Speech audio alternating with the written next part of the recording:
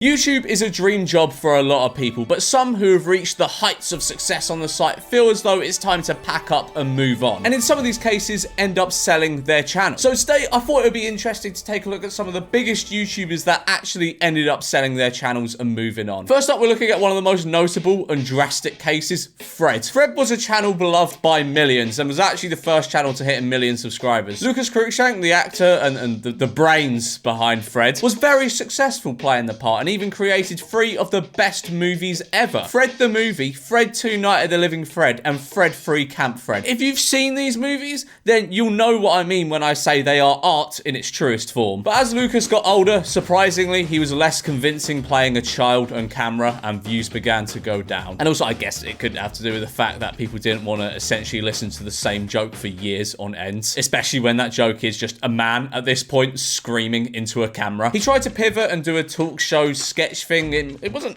actually that bad, but it didn't perform like the classics and only lasted a few episodes. He then pivoted to making animated Fred sketches as opposed to being on camera. I guess he was trying to go for the Mr. Bean thing, except the animation here is some of the ugliest I've ever seen.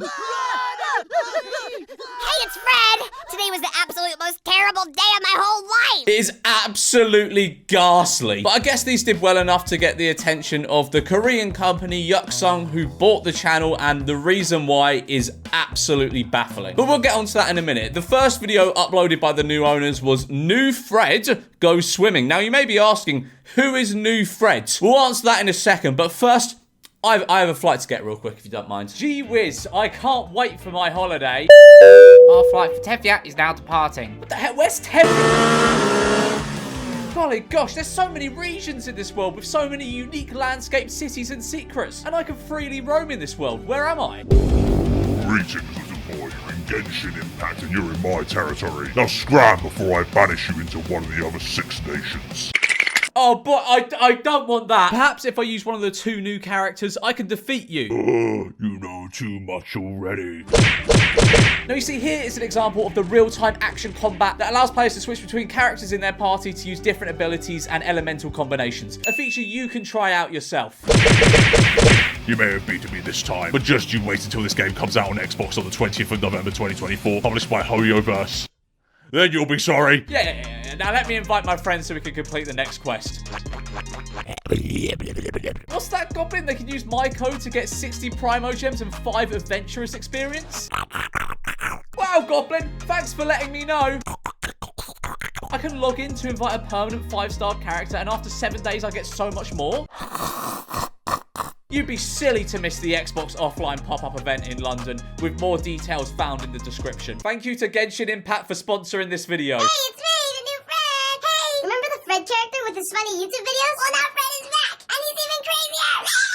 I don't like you, small child. Fred didn't go, Oh, hey, I'm Fred, and I'm so crazy! Woo! he just showed it. We don't need to be told you're a crazy character if you just show it. I'm so glad you have come to YouTube. Yay! What is your favorite cereal? Yuksung cereal! This is the reason the channel was bought, to promote cereal. But it wasn't, actually. This is just a bit. It wasn't actually bought by the Yuksung Corporation. That's not even a real company. Look, I'm ashamed to admit it, but it had me got for a while. I was watching these new Fred videos where cereal was being forced into every video going, oh wow, this is really stupid. Why are they doing this? Like an idiot. I can't believe the fucking Fred's channel got me as a 26-year-old man. Not just the Fred channel. Videos uploaded on the Fred channel like 10 years ago. I got bamboozled by them straight up. They even uploaded a video called A Message from the Yuksung Corporation, which is just a straight ad. Or supposed to be a straight ad. It's not real. I'm clever. I can realize it's not real now. Hello, YouTube viewers. I am Momino, Creative Director of Yuksung Corporation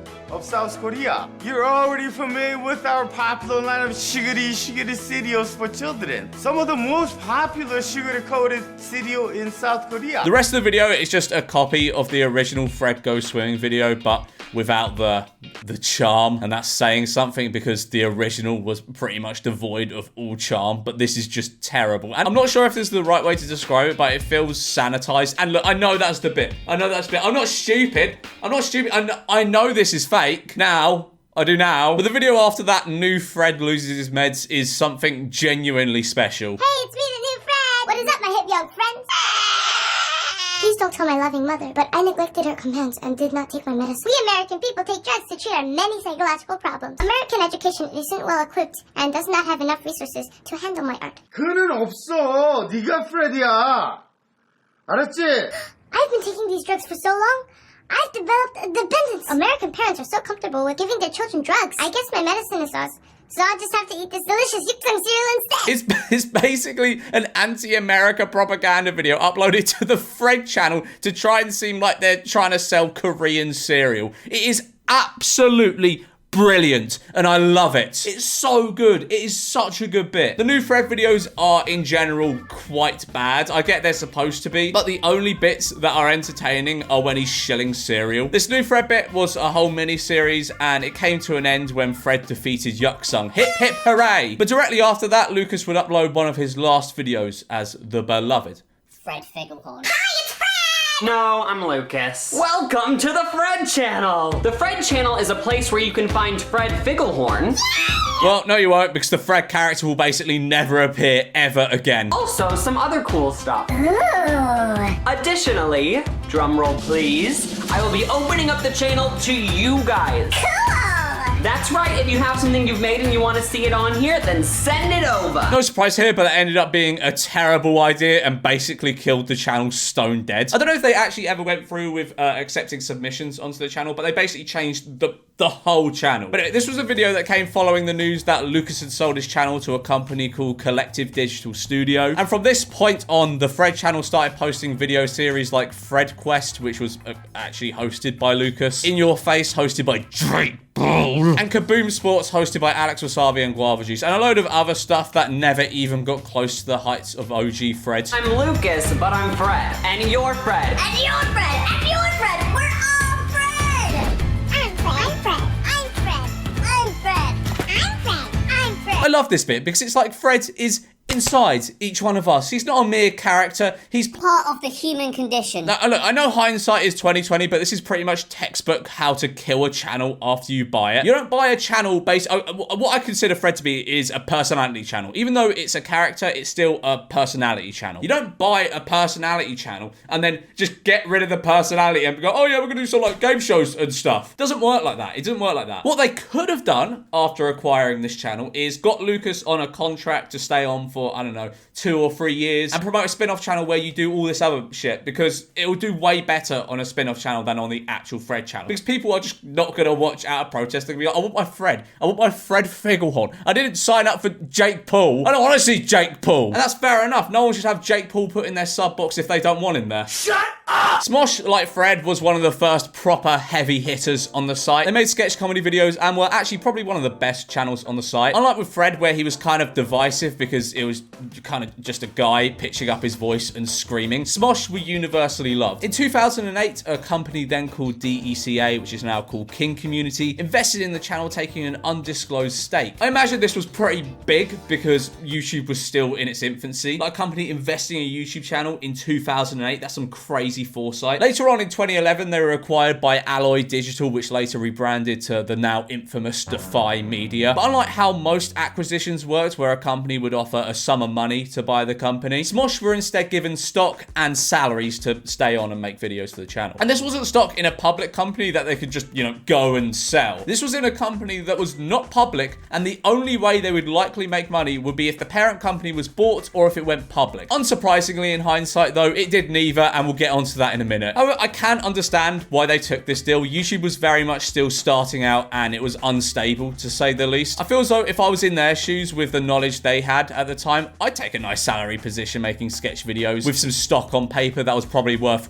quite a lot. In the following year, there was a lot of expansion to the Smosh brand. A channel called Shut Up Cartoons was started, which was probably good at the time, but looking back, it was really weird. There was a 56-part series about the Smosh characters as babies, but it was successful. They also made El Smosh, my favorite of the Smosh channels, which was just Smosh dubbed in Spanish. Oh, no quiero luchar con nadie. Solamente quiero encontrar a Pokémon. Mira, chico, estuve esperando aquí por 5 semanas hasta que alguien pasara por aquí.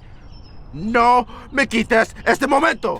Class. I also love how all of the early thumbnails of the channel were just the original thumbnails, but they had a twirly mustache onto themselves in Microsoft Paint and put Espanol in the top right. They also started Smosh Games, which was and still is very, very successful. It seems to get more views on average recently than the main Smosh channel. Smosh also made 2 movies in their time under this company. Smosh the movie, which I've seen and it is terrible, and the YouTube Red movie Ghostmates, which I haven't watched because I can't be asked. In 2017, Anthony announced he was leaving Smosh to pursue his own career on his own channel. And then in November 2018, disaster struck. DeFineMedia announced they're shutting down, allegedly without warning any of their employees, including everyone at Smosh. I am so frustrated.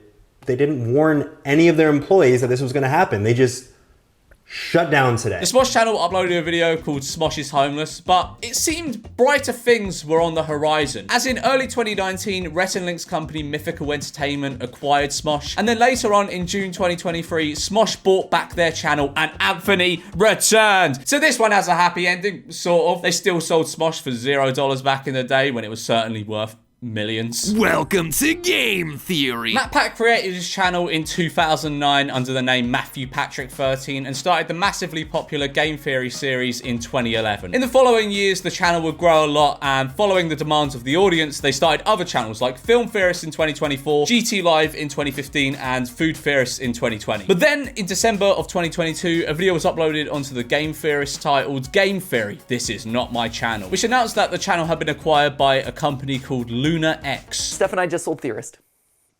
We sold this business. He said that the reason for the sale was to essentially up the productions and do things that otherwise would have been challenging without the investment and the partners. And then in January of 2024, the saddest news ever dropped when MatPat announced he was retiring from his channel, and he ended up fully stepping away a few months later. And the channel is still doing very, very well, even in his absence. And now this is how you take over a channel or move away from a channel correctly. As much as it seemed like it, the Game Theorist wasn't necessarily MatPat. Of course, he'll always be the OG, but there is room for other people to come in, and they have done successfully. The content largely stayed the same, unlike with Fred. It was just a different presenter, and you know, it's good, so it is doing well. We completely screwed up with how we originally talked about this. React Media is a channel made by TheFineBros, you know, the ones that made kids react to Harlem Shake and trademarked the word react. We are excited to announce React World, which is a first-of-its-kind program that allows people and companies to license all our popular shows online so that anyone, even you watching right now,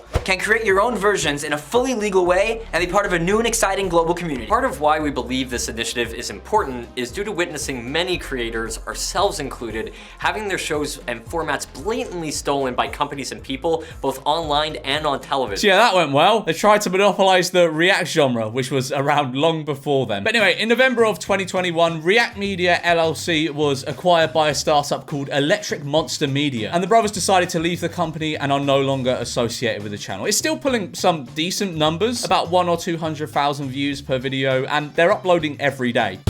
SourceFed was a YouTube channel and multi-channel network created by DeFranco in 2011, and it truly was a product of its time. Let's just look at the channel here. We're just gonna filter it by oldest. Just look at these thumbnails. Like, this is proper, like, early 2010s, innit? Like, the white background. Oscar nom-noms. Oh, I guess that means it's supposed to be Oscar nominations. But let's just click on one of these. The top 99 most desirable women of 2012. Hell yeah. Hello, pretty babies. I'm Lee Newton. And I'm Joe Beretta, and it's about to get musty in here.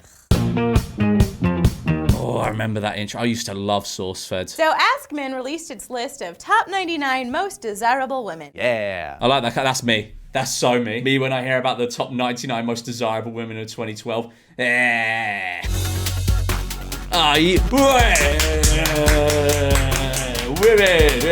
Okay, right. It's all basically like sort of new stuff. As I say, it's very much a product of its time. It's all kind of a bit BuzzFeedy, but it was good, you know. I enjoyed it. I thoroughly enjoyed SourceFed when it was still going on. In 2013, they made another channel called SourceFed Nerds, and that same year, Big Philly D sold his network of channels too, and this is gonna get quite businessy. He sold it to Revision Free, a subsidiary of Discovery Digital Networks, and then in 2016, Discovery folded Revision Free into Seeker, and later both Seeker and SourceFed Studios were acquired by Group 9 Media, and then Group 9 shut down SourceFed in 2017. Very complicated and businessy, as I said, but that's fucked up. I liked SourceFed. Every single day, I ask you guys questions off Twitter, and then I point you on my head. Okay, Jojo didn't actually sell her channel, but she has fully rebranded her channel with 12 million subscribers to XOMG Pop, which is a girl group her and her mum managed, and no surprise, it killed the channel stone dead. Like this, in my opinion, this is even worse than the Fred rebrand. That's like #1 no-no with what not to do with your channel once you're done with it. Completely rebrand it. If you don't want to operate on that channel anymore, just leave it and make a spin-off channel. That will do far, far better because the people on that channel will actually be subscribed for that thing. All right, I think I'm going to leave it there for this video. Like and subscribe, or I'm going to rebrand this channel into the boy band I'm managing.